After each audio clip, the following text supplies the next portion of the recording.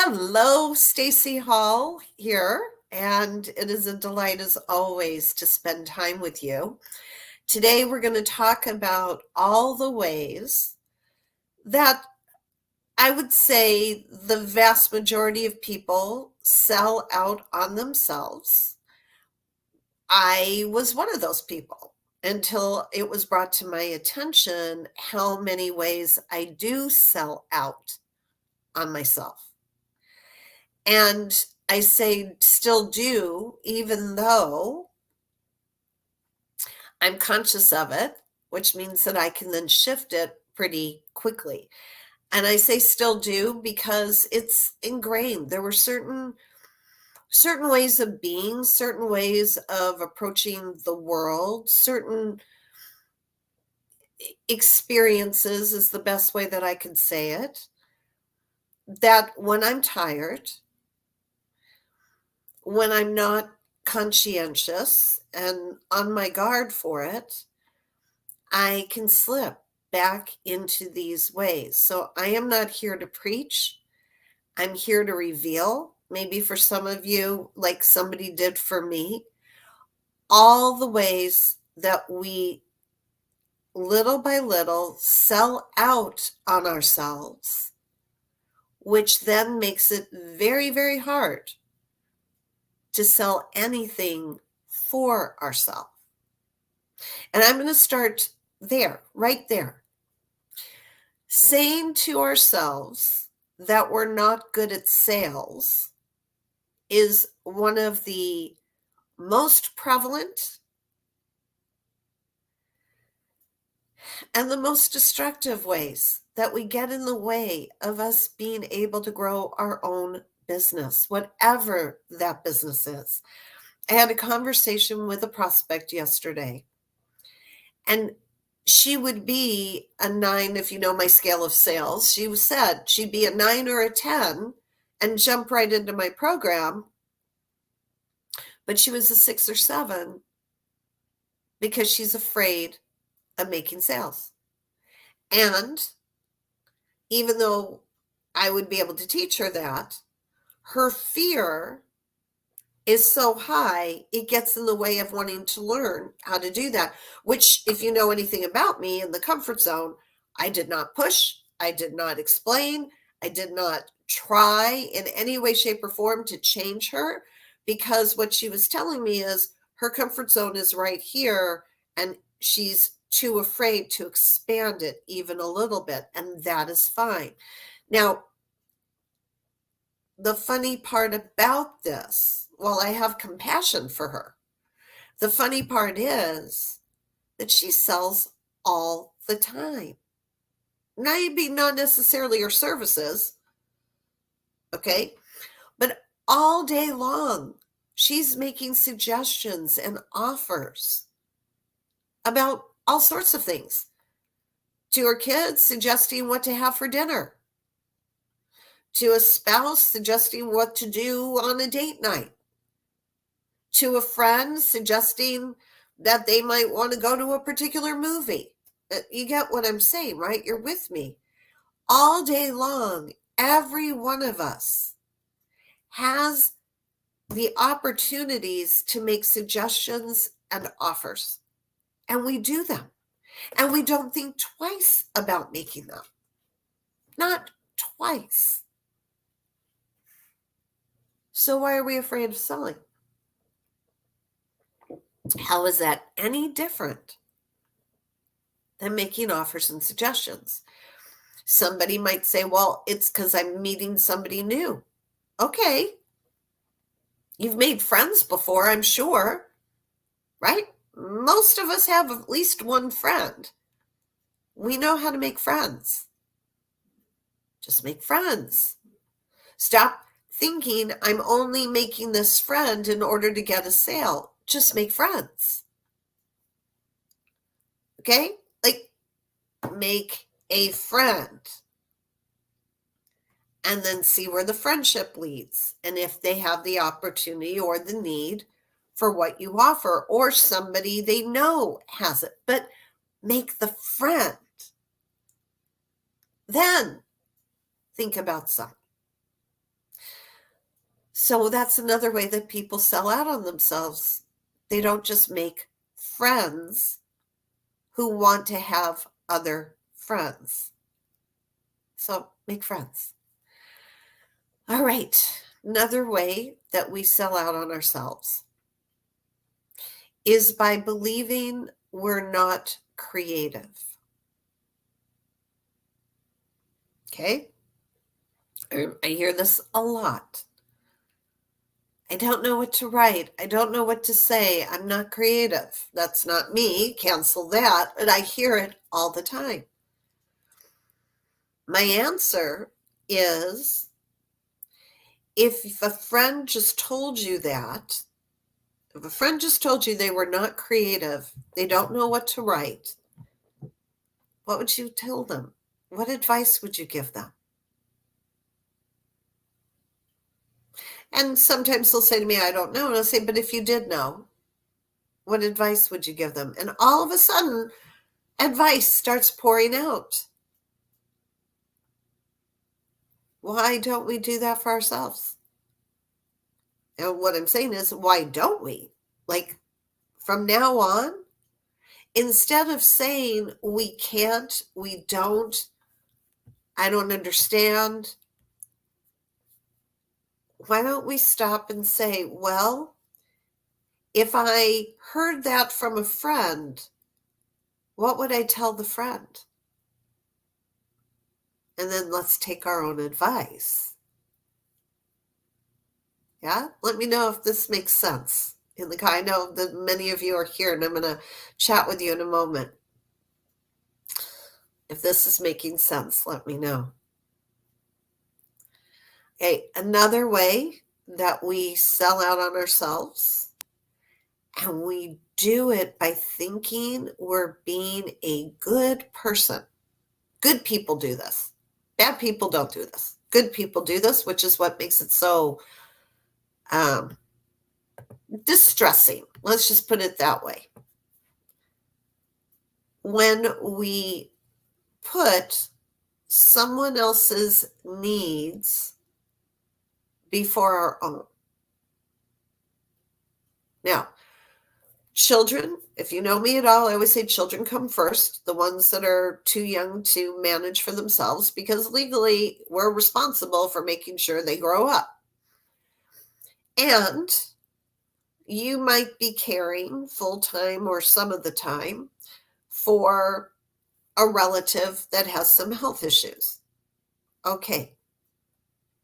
But there's big groups of people that are not dealing with either one of those most of the time that still say to me when they come for coaching that they don't have time for their own priorities. Well, the only reason you wouldn't have time is because you're giving the time to other people. You're expanding on their time and depleting your time. Have you ever thought about it that way? When you say yes to helping someone else, yeah, I know, being a good person, don't want to say no. But have you ever thought that by giving them part of your time, you're actually depleting the time you have available? And I say that, it's like it's sort of a duh, like, yeah, except people don't think this way. Because everything's up here, everything's equal. It's like, oh yeah, I can just do that. Oh yeah, I can just do that. And then it gets to be the end of the day. Their energy is depleted. Their best mind is gone. And it's lost. Their time is lost. But the other person, they got extra. If it is your desire to give more to other people than you want to give to your own business, have at it. right? Have at it. That's choices, free will.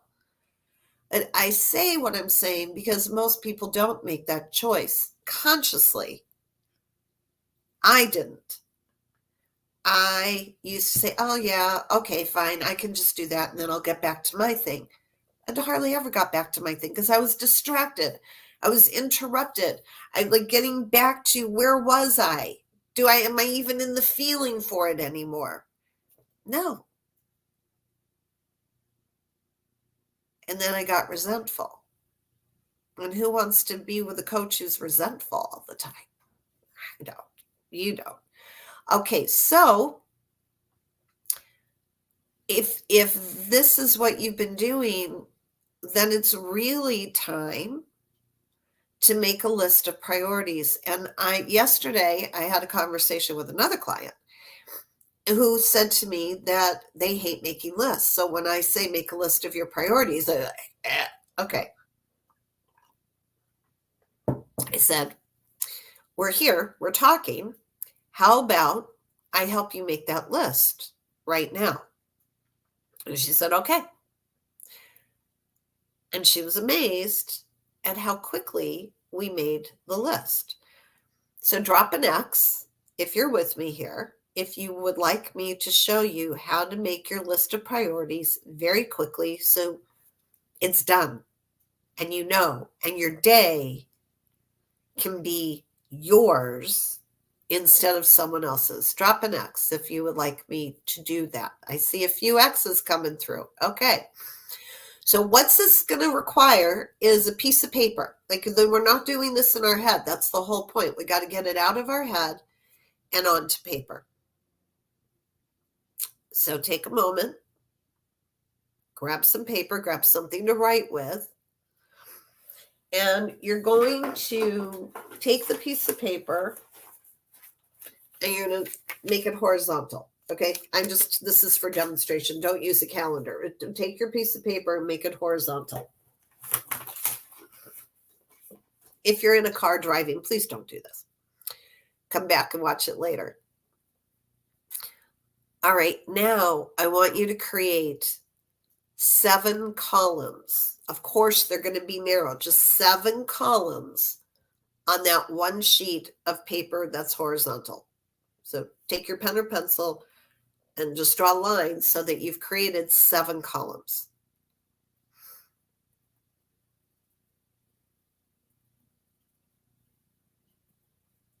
Drop me an X if you're ready to go forward. I'm watching. So drop an X if you're ready for the next step. Okay, see some folks are ready. Okay, now at the top of the columns, I'm going to give you words to put on them. Okay, so we're going to reorder later. We're just going to write the words. So at the top of the first column, write business. Top of the first column, write the word business.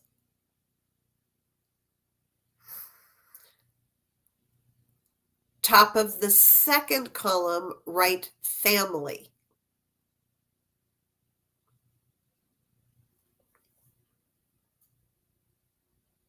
So first column business, second column family. If anybody wants to write this in the comments, please do. Column 1, business. Column 2, family. Next column is faith, Faith, faith.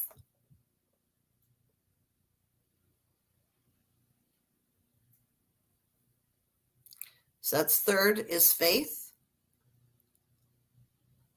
Fourth, thank you. Yep. Fourth is going to be self-care.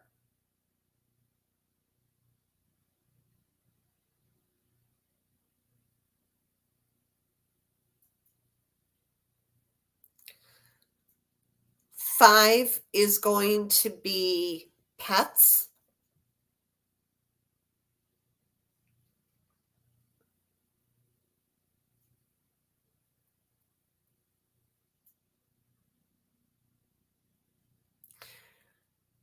And hold on, let me just double check. Family, third column, faith. Self-care, yes. Sixth column is going to be friends.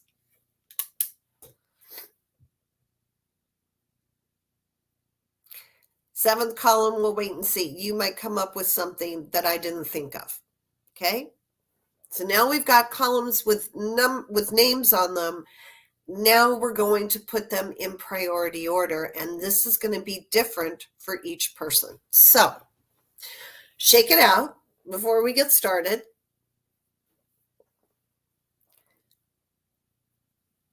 I want you to consider that there's only 24 hours,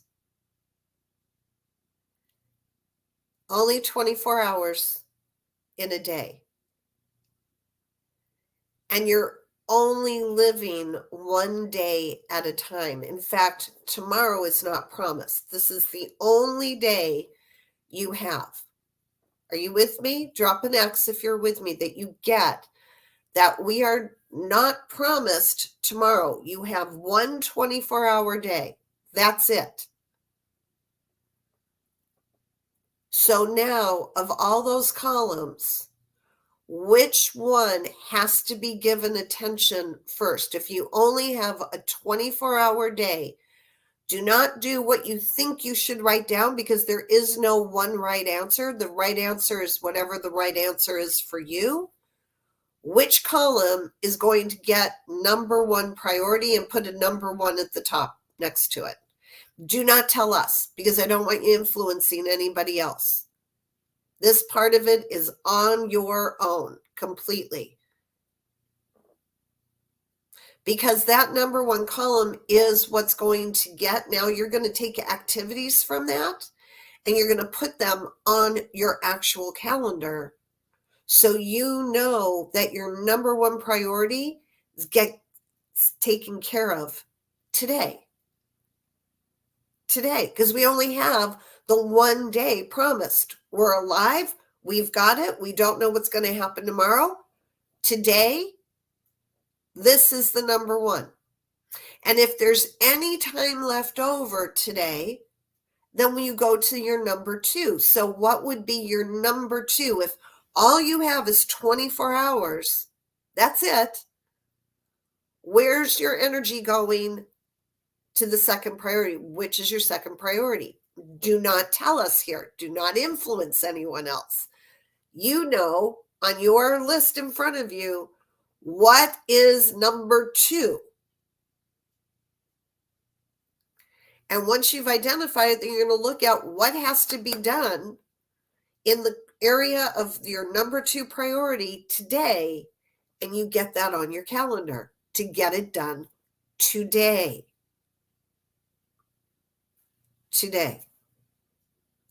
And if there's any time left over, then you choose a third priority from the remaining columns. And you're going to write down at the top, which is your third priority. There's only 24 hours. That's it. Can't spill over to tomorrow.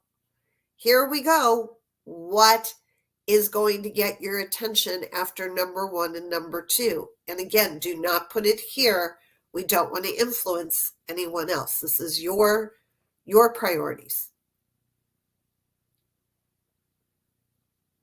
And now you know, if there's any extra time left over today, go to 4. If after that there's still time, go to 5. Okay? This is how we work our priorities day by day by day. And this is how, when someone comes along and says, hey, can you help me with this? Do you have just a couple of minutes? I'd really, really need your help with this. Your calendar's already booked. Unless somehow what they're asking of you fits into one of your priorities, and you choose to do that activity instead of what you had already planned in that column. Drop an X if this is making sense, please. Just the X. Just if it's not, we're going to get to questions in just a few moments. But if this is making sense, that this is how we stay out of guilt. When people come along and go, can you? I just need this and just need that. Okay, if it's a kid, it's inside your family column. If it's an adult that needs extra health care and that's one of your priorities, it's in your family column. Okay? And if somebody comes along and what they're asking for doesn't fit into any of your columns, you got to ask yourself, then why are you depleting the time you have, which is only 24 hours, and giving it to someone else?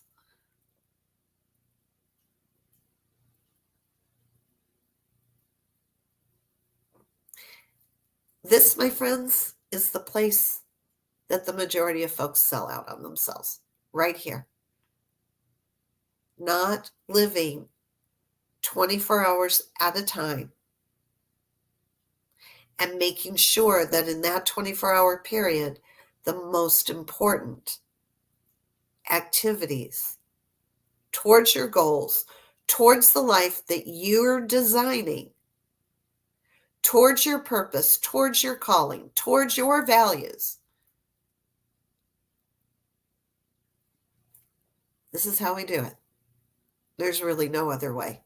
I've tried, I've played, I've explored. This is how we do it. I've got one 24-hour day at a time. Here's what's going to be most important. And if the other less important things just don't get done, at least the most important did.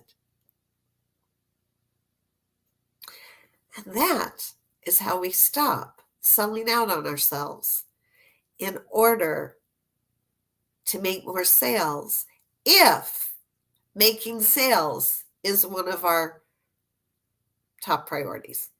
And it doesn't have to be. I'm just saying, those in business, one of your top priorities is going to be business growth, and that's going to be making sales. Okay, questions, comments. Let me scroll back up and see what's been talked about here. If anybody felt like you got value out of this morning, I'd love to hear that. And Ashley, hello, Kathleen, Mark, Terry. Good to see Dee Dee's here. Stephanie's here, nice. Barbara, Anthony's in the house, fabulous. Yeah, surprised by the answer. Dee Dee, got to tell you, I hear this all the time. Robert, hey. Okay. Yeah, I hear this all the time when I teach this. Okay. Robert says confusion is caused by jumping categories, ADHD style. Good tips. Well, when we know, even folks who have ADHD truly diagnosed, if they have the ability to consider priorities and what's most important, and they consider there's only 24 hours in a day, they can usually stay focused for 24 hours a day. And then we start tomorrow. We wake up and we look at that list and we go, okay, I'm going to reprioritize. Today, business may not be the priority. So I'm going to give you an example. Sunday, my entire day was self-care. I had planned for it. Self-care. I knew exactly. I started the day off. I had turned my phone off. We walked the dogs longer than usual. I made myself a fabulous breakfast. Bill and I and the dogs were hanging out watching a movie. And I had a thought that I wanted to send somebody a message. So I turned my phone on. And what greeted me was a message from a family member saying they felt they needed to go to the ER. So I called back to find out if they were there already because I didn't know when it came in. They said no, they were waiting for me to call them back and were irritated that I was not available. And I said, well, I was taking care of myself this morning because that needed attention. And tell me what you need. Tell me what's going on. It wasn't, because I was thinking if it was really an emergency, they could call the ambulance. It wasn't. I said, okay, I will drive you to the emergency room and I will wait for them to give you an idea of how long it will be. And then I'll come back and pick you up later because I'm not going in the hospital these days. Just saying, if that sounds cruel and unusual, why should I sit in the waiting room? Because they're not going to let me into the room with her. And so that's what we did. And as it turned out, they needed to do a whole variety of tests. Everything's fine. Just, at the end of the day, everything was fine. But they decided to do a whole afternoon of tests. I went about taking care, running some errands, taking care of myself. And then I went back and picked her up. Okay? If anybody feels like that was obnoxious and selfish, what I want you to know is I required that self-care day knowing what the rest of my week was going to look like. I wasn't just being selfish for me. I was being responsible to the agreements that I made coming up that I wanted to continue to make. And the level of priority was such that I could do X and feel fine about that. She got what she needed. And I was still able to keep my agreement to myself so I could keep my other agreements for this week.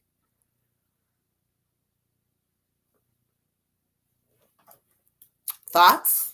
Talk amongst yourselves. Barbara says it was a great refresher. Focus is key. Oh, good, Ashley. I'm glad it was value. I'd love to know why. Dee Dee, I've done that. Drop them off, come back, agree not to stay in the waiting room if I don't need to. I talk to them on the phone. You're welcome, Robert. And Dee Dee says I did that. And they say, oh, never mind, after I get my schedule rearranged and don't even call to tell me. Yeah, I used to have that too. Drop everything and go and be there, right? Be there. Okay. And as I said, turned out they're fine. They needed a pain patch. That was it. And I'm glad. Now, if it had been something more serious, I'm sure you know that I would have increased the level of priority in taking care of that. But we start, rather than thinking everything's an emergency, it's like, okay, you need a ride. That I can do.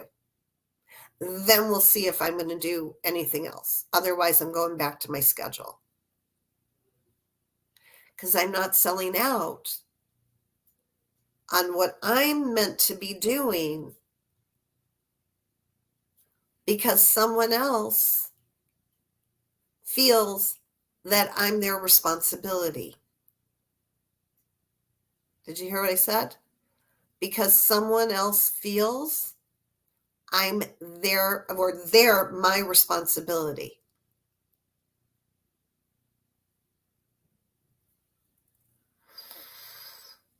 I'm just going to leave that there. Other people are not our responsibility.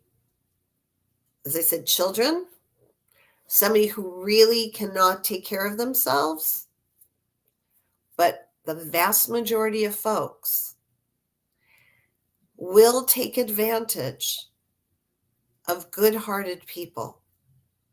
And if that sounds negative, because it does to me too, it's really true. There are people who have learned who's a soft touch and who will step in so they don't have to. And I think we've all come across people like that. And they will play on our emotions because they know good people have been taught to put others first. And they will make you feel, because this is the game, that if you don't help, there's no one else. And that's the guilt creation game. Always remember that if you're not around, they will find somebody else to take care of their needs. They always will. So it's up to you, when you look at a 24-hour period, how much of that 24-hour period do you want to give to someone else? Okay? Okay. Dee Dee says, truth is truth. Kathleen, taking on a false sense of responsibility has been an issue in the past. Mark, I used to get guilted into helping out in similar scenarios. Then all their stress gets transferred to me. Yeah. Don't operate that way. Thank you for thinking of me if that doesn't work for me. Exactly, Mark, what I've shared before. And Barbara, when you say when I needed them, they were not around. Here's something somebody told me a long time ago. If someone is in need and we choose to help them, great. Don't ever expect the person who's always asking for help to be able to give help back. It doesn't work that way. Somebody who needs help needs help. That's it. Bottom line. Very rarely will they ever be in a situation to be able to give help back. It's just how it is. Whether they're doing it deliberately or not, I just learned that a long time ago. Just if you're going to give the help, do not expect them to reciprocate. They're people who need help. It's kind of that simple. Okay? Dee Dee, my mom taught me that, to put others first without even seeing it, without taking care of herself. Barbara, yep, I got that. Okay. And Mark, that's it. When we start, this will be what will happen. The next time they ask, if you say no, or you put boundaries on, the next time they ask, they'll go, I know you're busy. Well, yeah, pretty much everybody in the world kind of is. It's what life is about. But they say it like we should feel guilty that we're busy, right? Like there's something wrong with being busy. Now, I know you're busy, but, okay, that'll come one more time. You still have the boundaries. You will notice the calls do not keep coming because you're no longer an easy touch. They haven't got time to wear you down. They'll just go find another easy touch. Because there's plenty of us out there, plenty good people who want to help others. That's why we went into business. We want to help others. The question becomes, do we want to help the people we said we wanted to help, or do we want to help everybody? There's the question. Dee Dee's got one more comment. Yep, that's what I get now, even with which telling me that right now. Yep, what you need, she's the one that can okay, I have to make her call. I have to make her call me now. Okay. Okay, good. Yeah. Oh, okay. I got it, Dee Dee. Yeah, she doesn't ask anymore. It's just because it becomes too hard. It's like, oh, she's got her priorities. He's got his priorities. Got it. Better go find someone else. And they will, because they're survivalists. They know how to do it. Ashley, I had to cut them all off. I didn't have these tools at the time. I spend time helping people I don't need to and not the ones I need to. Well, right there. Dee Dee, I always love your authenticity and your honesty. You are not alone, but you are in the process of transforming.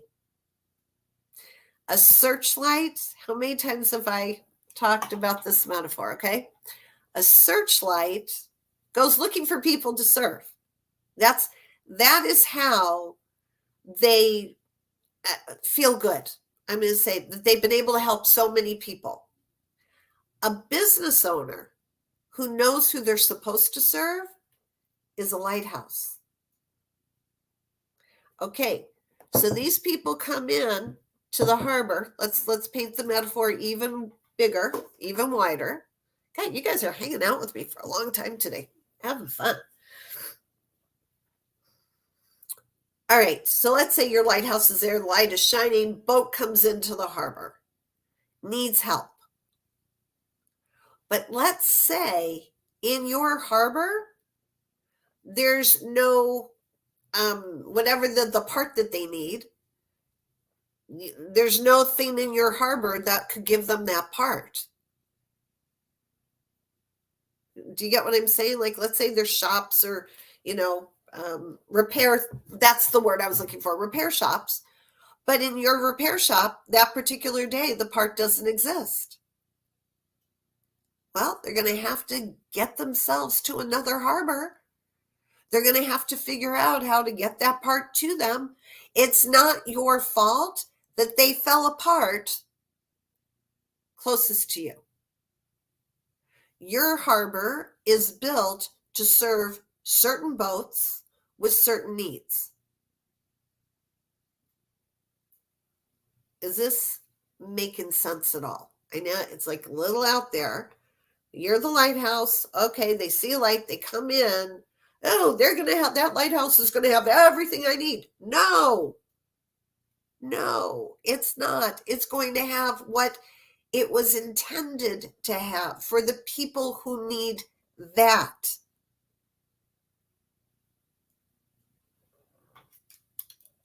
Okay? Mark says, I understand that. Ashley, I've been guilty of that too. Do you appreciate you helping me do that? Good. No more self-guilt. Yeah. All right. Anyone else? Did I confuse anyone by that? Or are you just thinking about the fact of just because you were there and people started coming to you and asking, you thought you were supposed to help them, whether you could or you couldn't? Okay, well, let's leave it there then. As always, as long as I possibly can, on Tuesdays, you're my first priority, and I love it. And I am wishing you an abundance of sales, satisfaction, and success today, every week, every month, every year, for all the years to come. See you soon.